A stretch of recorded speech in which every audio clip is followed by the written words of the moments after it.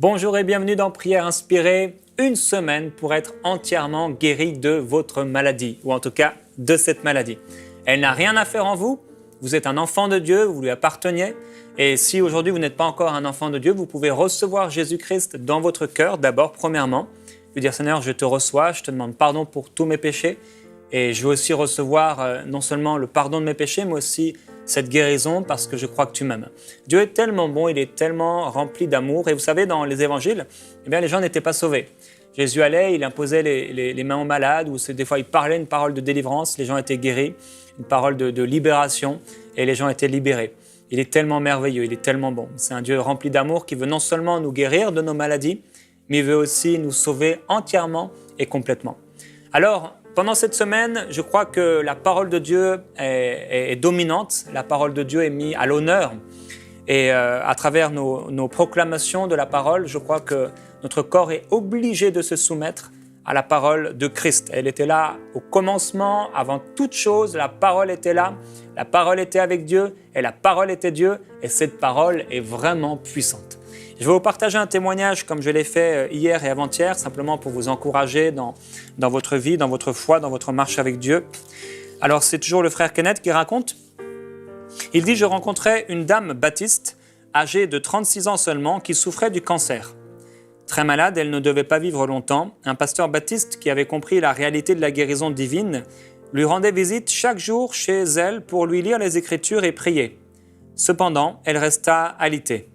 Ce pasteur se rendait chez elle à pied puisqu'elle ne vivait pas loin du presbytère où il habitait. Un jour, en rentrant chez lui à pied, il dit « Seigneur, je ne comprends pas.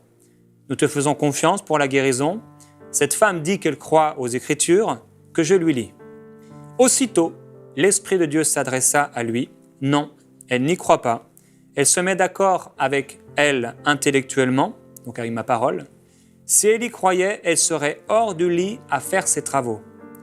Le lendemain, il retourna chez elle et commença à lui lire des Écritures. « Oui, j'y crois, déclara-t-elle. »« Non, vous n'y croyez pas, riposta-t-il. Si vous y croyez, vous seriez hors du lit à faire le ménage. » Elle le regarda étonnée, comme s'il l'avait giflé. Mais elle comprit. Elle lui dit « Allez dans la chambre à côté et je me lèverai. » Sur ce, il partit. Elle se leva et endossa son peignoir. À son retour, son mari la trouva debout, en bonne santé, en train de préparer le repas du soir. Ce pasteur baptiste me dit « Eh bien, je vais essayer… » ça s'est passé il y a 19 ans et elle est toujours en bonne santé, guérie. Elle continue de faire le ménage. On pourrait dire « Eh bien, je vais essayer de faire de même. » Cela ne va pas marcher en essayant de le faire. Elle ne l'essaya pas. Elle le fit. Elle permit à la parole de pénétrer dans son esprit. Elle n'agit pas seulement intellectuellement selon ce que Dieu avait dit. Il y a une différence. N'agissez pas par présomption ou bêtise. Permettez à la parole de toucher votre fort intérieur. Alors vous pourrez agir par la foi. Et lorsque vous le ferez, vous verrez des résultats. Gloire à Dieu. Avant-hier, on a parlé de refuser la maladie.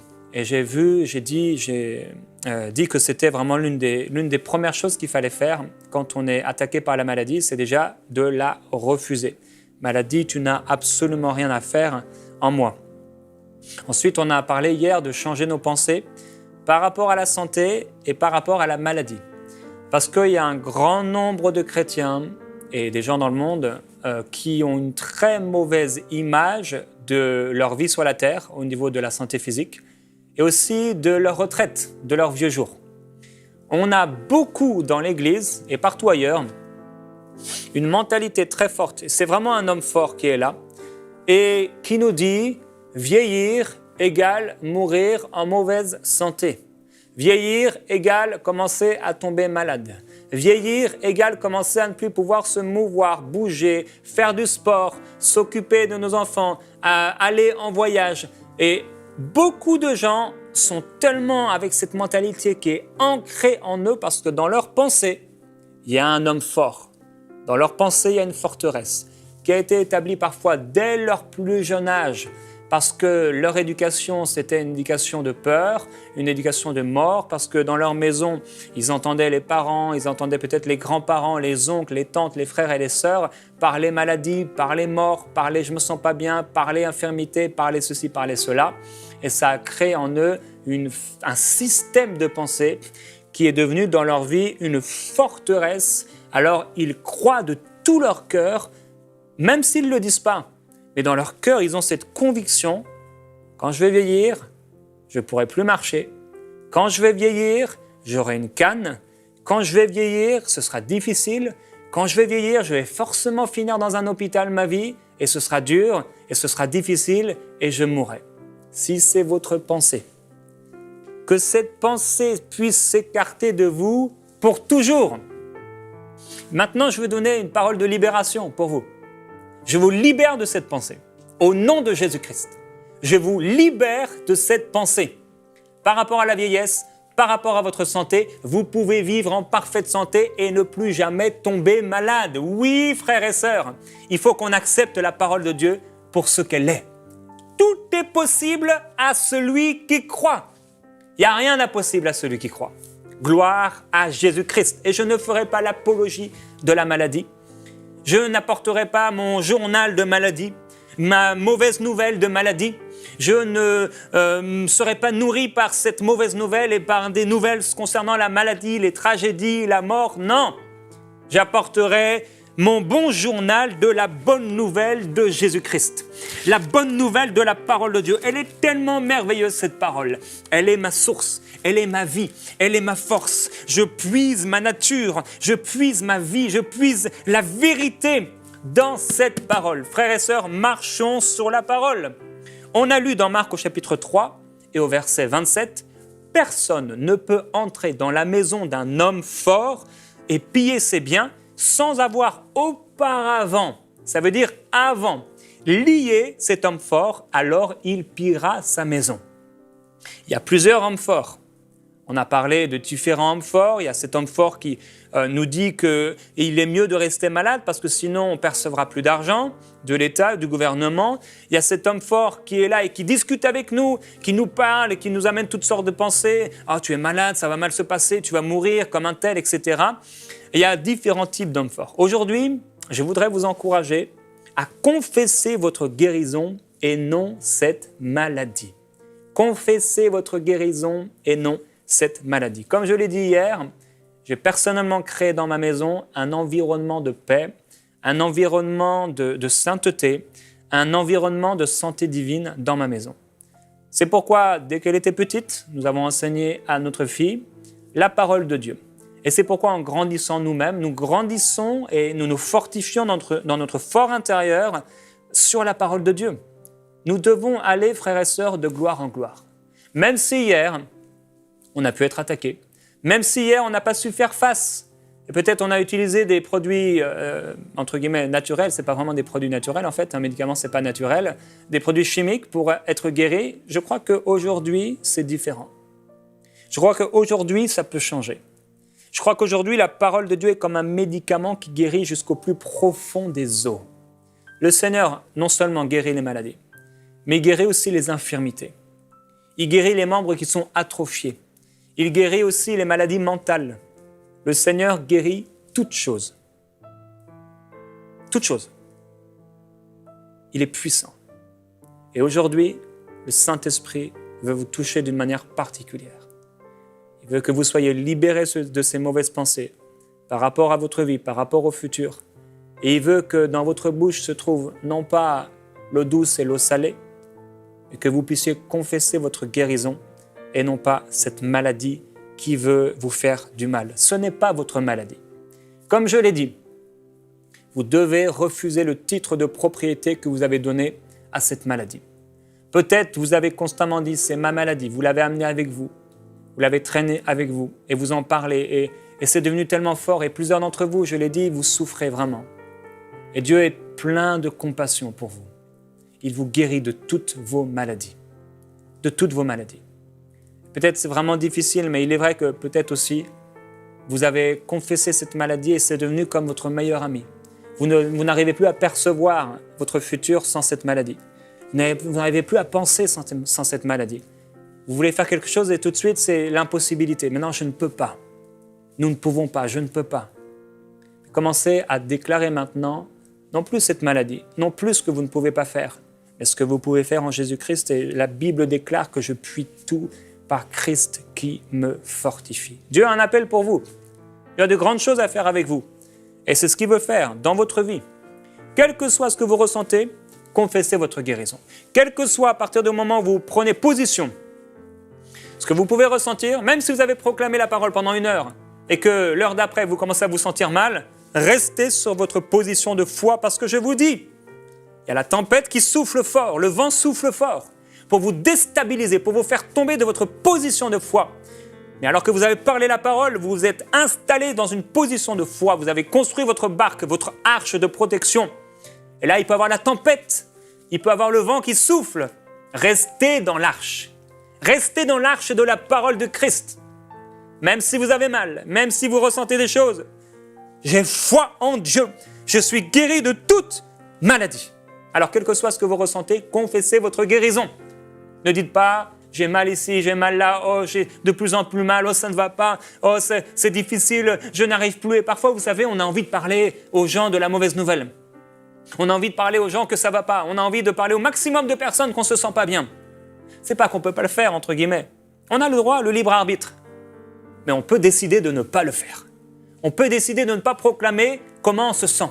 On peut décider de ne pas proclamer et de ne pas faire l'apologie de la maladie. On peut décider de proclamer la parole de Dieu. Je me souviens d'un frère, un très très bon ami. Il avait une hernie discale. Je crois même que c'était une double hernie discale. Et il avait des douleurs intenses. Il a dit, je suis guéri au nom de Jésus-Christ. Il a été voir le médecin, vous avez une hernie discale, etc. Il faudra penser à faire une opération, etc. Je suis guéri au nom de Jésus-Christ. Je n'aurai pas besoin de faire d'opération. Il a été entièrement, totalement guéri par la puissance de la parole de Dieu dans sa bouche. Quel que soit ce que vous voyez dans votre corps, je veux vous encourager dans cette semaine. Vous savez, j'ai pris l'exemple d'un médecin, on peut aller le voir régulièrement, ou des médicaments qu'on prend plusieurs fois par jour. Les médecins vont nous donner une posologie, une ordonnance. Ils vont dire, voilà, tel jour vous devez faire ça, tel jour vous devez faire ça. Médicaments 2 fois par jour, examen toutes les 3 semaines, tous les 2 mois. Et on fait ces choses. La plupart des gens, ils vont répondre à ces choses-là. Ils vont faire comme le médecin l'a dit. Je vous propose, moi, aujourd'hui, 5 médicaments. C'est 5 émissions. Des médicaments pour vous. Prenez-les. Prenez-les s'il le faut 1 fois par jour, aussi longtemps que vous le voudrez. Prenez ces médicaments, les médicaments de la parole de Dieu. Et pendant que vous prenez ces médicaments, pendant que vous écoutez cette émission pendant toute cette semaine, quel que soit ce que vous ressentez, même si ça devient plus violent apparemment, même si vous voyez des saignements, si vous voyez de l'inflammation, même si vous voyez une aggravation de cette maladie, continuez à confesser votre guérison. Tenez ferme dans la foi, parce que ces choses arrivent pour que vous puissiez vous détacher de Christ, que vous puissiez vous détacher de votre position de foi. Vous savez, la confession, elle est puissante. Elle est puissante, en même temps, elle n'est pas magique. Il faut croire ce qu'on dit. Mais même si au début, vous ne croyez pas ce que vous le dites quand même parce que c'est la parole de Dieu. Alors vous parlez la parole, vous confessez la parole. Jésus dit, croyez que ce que vous dites arrive. Croyez que ce que vous dites arrive. Quand vous parlez, vous croyez maintenant, ce que j'ai dit, ça arrive dans le nom de Jésus. Dans Proverbe au chapitre 18 et au verset 20, il est écrit « C'est du fruit de sa bouche que l'homme rassasie son ventre ou son corps. C'est du produit de ses lèvres qu'il se rassasie. La mort et la vie sont au pouvoir de la langue. Quiconque l'aime en mangera les fruits. » La version Semeur montre un peu et donne une meilleure image, je trouve, une meilleure traduction de ce passage, en disant au verset 20, « Chacun goûtera à satiété les fruits de ses paroles et se rassasiera de ce que ses lèvres ont produit. » Ça veut dire, je vais manger ce que mes lèvres ont produit. La mort et la vie sont au pouvoir de la langue. Vous aurez à vous rassasier des fruits que votre langue aura produits. La Bible va parler à un moment, un verset particulier qui déclare qu'il y en a qui retournent à leur vomi, en parlant des gens qui sont rétrogrades. Ça veut dire qu'ils ont vomi et c'est comme s'ils vont ravaler. Vous savez, c'est une image dégoûtante. Eh bien, la parole dit que quand nous parlons, on est en train de produire quelque chose, de produire un fruit. Et qu'avec ce fruit, on va se rassasier, on va manger nos paroles. Alors, si vous parlez la maladie, si vous parlez les accidents, si vous parlez la mort, si constamment vous êtes environné de pensées de mort, qu'allez-vous manger, frères et sœurs? La mort, la maladie, la peur, les tourments, la crainte, l'adversité, l'oppression, toutes ces choses. Je me souviens un jour quand je devais aller avec mon frère Michael Lebeau et pasteur Joel Spinks aussi, on allait en Côte d'Ivoire et on devait faire des vaccins. C'était obligatoire, les vaccins obligatoires. Et on a été faire ce vaccin obligatoire et quand on a fait ce premier vaccin, après la personne nous a dit, vous savez, là-bas et en Afrique, et d'ailleurs dans d'autres pays dans le monde, dans d'autres continents, c'est vraiment très dangereux. Il faudrait que vous puissiez faire ce vaccin parce que là, sinon, vous allez tomber malade. Et ce vaccin, parce que sinon, voilà ceci. Et ce vaccin, vous savez, ils voulaient vendre leurs produits. Et j'ai dit non, je ne prendrai aucun de ces vaccins. Je vous remercie beaucoup et je ne prendrai aucun de ces vaccins. Et la dame me dit, mais vraiment textuellement, elle me dit non, mais si vous ne les prenez pas, vous allez vraiment tomber malade. Et ça va être très grave. Et quand vous allez tomber malade, il n'y aura peut-être pas les hôpitaux pour prendre soin de vous. Et je dis, madame, je ne tomberai pas malade. Madame, je ne mourrai pas. Et la femme était en train de me dire, de prophétiser sur moi une fausse prophétie, que j'allais tomber malade, que ça allait mal se passer. Elle essayait d'amener la crainte. Et j'ai finalement dit à cette personne, j'ai dit, je vous remercie et je comprends que vous soyez environné de maladies, que vous soyez environné de peur et de crainte, mais personnellement, moi, je suis environné dans ma vie de guérison, de santé et de paix. Et voilà, ça s'est terminé comme ça. Frères et sœurs, la confession, c'est puissant. Il y a peut-être des paroles qui ont été prononcées contre vous et que vous avez peut-être même vous-même prononcées en confessant votre maladie, en confessant votre malaise, en confessant que ça ne va pas bien. Et aujourd'hui, ça doit changer. Alors, comme je l'ai dit, vous devez croire ce que vous dites. Vous devez croire ce que vous confessez. Il y a des gens, vous savez, on leur dit de confesser la parole de Dieu. Et quand ils vont parler une parole négative, ils vont dire « Non, c'est vrai, il ne faut pas que je dise ça ». Et ils font les choses, mais ils ne les font pas avec conviction. C'est pourquoi que le frère Kenneth, dans son témoignage, il dit que voilà, on ne doit pas faire des choses par bêtise, simplement en suivant le mouvement. On fait les choses parce qu'on croit la parole de Dieu. Et cette parole, elle est puissante. Comme je l'ai dit vendredi, donc dans 2 jours, on va prier. Je vais prier pour tous les malades. Et je sais que la puissance de Dieu va se manifester. Je vais prier contre 150 maladies, quelle que soit la maladie qui est venue dans votre vie pour vous faire du mal. Parce qu'une maladie, effectivement, ça fait du mal. Le bon berger a donné sa vie pour vous faire du bien. Il vous amène, il vous fait entrer dans un pâturage, dans une prairie, en Éden. Il veut votre bien. Alors on va parler la parole de Dieu, frères et sœurs. Et déjà, vous pouvez proclamer avec moi en disant « Au nom de Jésus-Christ ». Dites-le avec votre voix. « Au nom de Jésus-Christ, je déclare que toute parole négative que j'ai prononcée dans ces derniers mois, dans ces dernières années, n'ont aucun effet négatif sur ma vie. Je déclare que si j'ai ouvert une porte et si je suis en train de me rassasier de mauvaises choses que j'ai proclamées dans ma vie, si je suis en train de manger des semences, des fruits que j'ai moi-même plantés, que j'ai moi-même cueillis et qui m'amènent aujourd'hui dans cette maladie, au nom de Jésus-Christ, j'ordonne à cet arbre maintenant d'être complètement séché. Maintenant même, je prends position dans ma vie personnelle. Je ne mangerai plus ces fruits. Dieu a le pouvoir de me combler de toutes sortes de biens, afin que possédant toujours de quoi satisfaire à tous mes besoins, j'ai encore en abondance pour toute œuvre bonne. Je déclare que de la même façon que Dieu a pourvu aux besoins financiers de ses enfants, alors que l'or et l'argent lui appartiennent, quel que soit ce que me disent mes finances, quel que soit ce que me dit mon corps, je déclare que Dieu a le pouvoir de me combler, de combler mon corps de toutes sortes de bienfaits, afin que possédant toujours la force nécessaire, possédant toujours la vitalité nécessaire, j'ai encore en abondance de la force, en abondance de la vitalité, en abondance une force physique, une force en intelligence, une force en perception, en discernement, en restauration, en sagesse, en illumination, en révélation,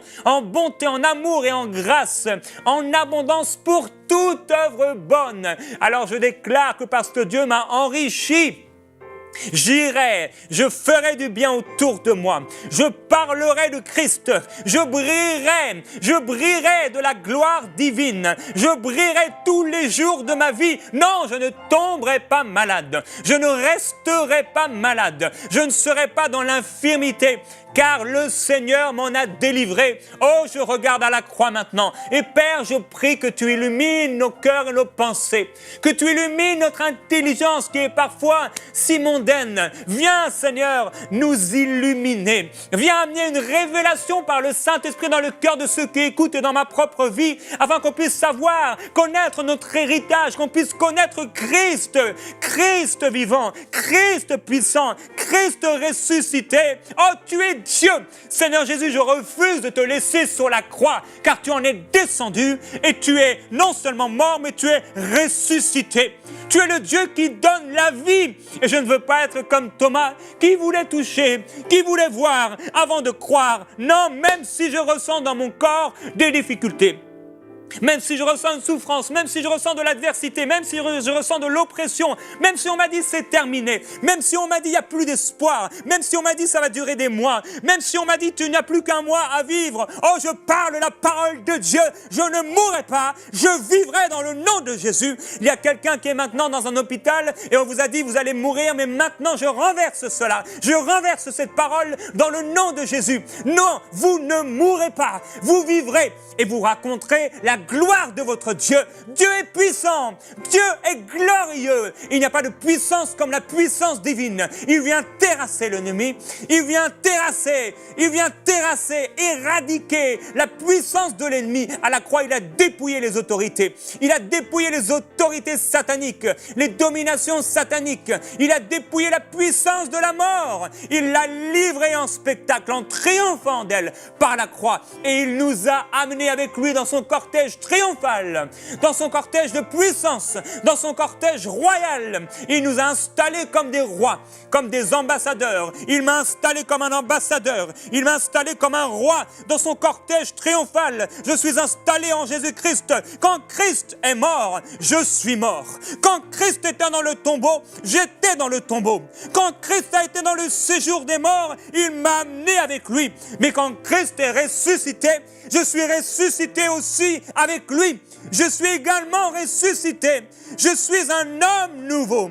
Je marche en nouveauté de vie, nouveauté de corps, nouveauté d'espérance, nouveauté d'intelligence, nouveauté de suffisance. Oh, je suis plus que vainqueur. Je suis plus que vainqueur par celui qui m'a aimé. Je suis fort. Je suis fort, plus fort que la mort, car mon Père a vaincu la mort. Jésus-Christ a vaincu la mort, il a vaincu le monde, il a vaincu le péché. En Jésus-Christ, je suis vivant. En Jésus-Christ, je suis ressuscité. Je suis un homme nouveau. En Jésus-Christ, j'ai la vie, le mouvement et l'être. Satan est l'auteur de la maladie et de l'infirmité.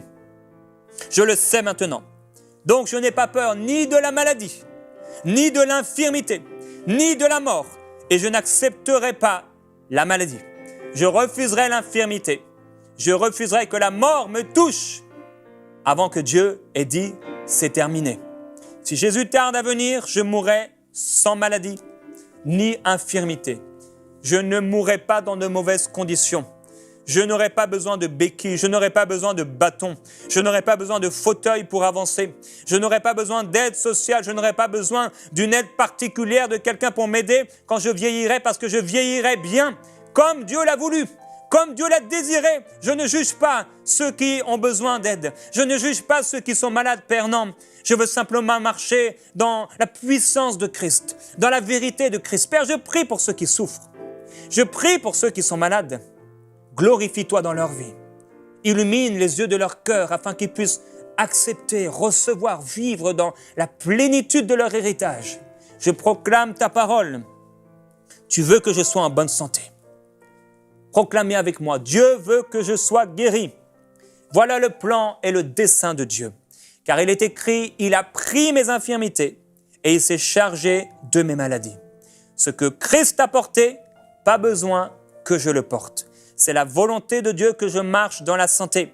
Il ne veut pas que je sois opprimé par le diable.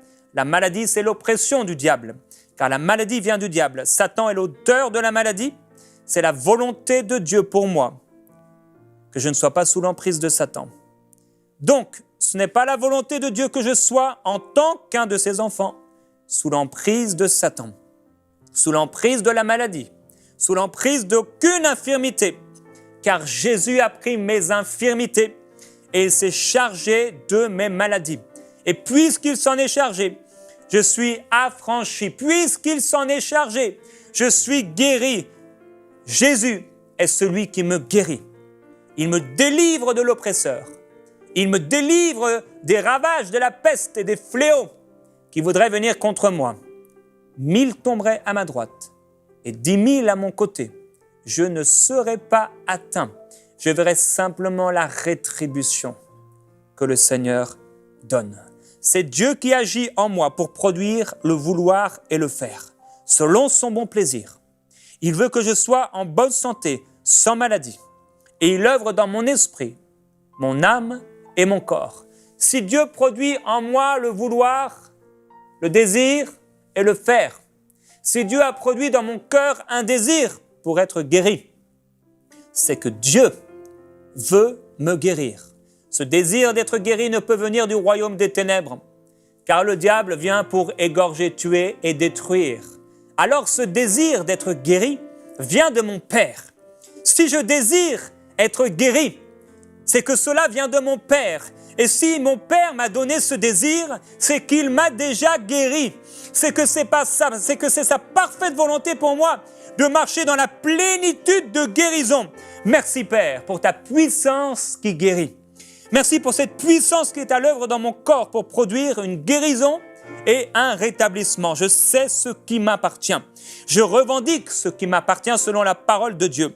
La santé et la guérison m'appartiennent. Merci. Je suis si content de ne pas être obligé d'attendre qu'un ange ait à venir et à produire un petit mouvement dans l'eau. Je suis si heureux aujourd'hui d'être guéri par la puissance de Dieu. Je crois ce que Dieu dit à mon sujet. Je crois que par les meurtrissures de Jésus-Christ, j'ai été guéri. Maintenant, je confesse ma guérison. Je suis guéri. Je suis en parfaite santé. Cette maladie n'est même plus, je n'y pense même plus. Je suis guéri dans le nom de Jésus-Christ, le Fils bien-aimé de Dieu, celui qui est mort pour moi, qui a livré sa vie et qui m'aime d'un amour éternel.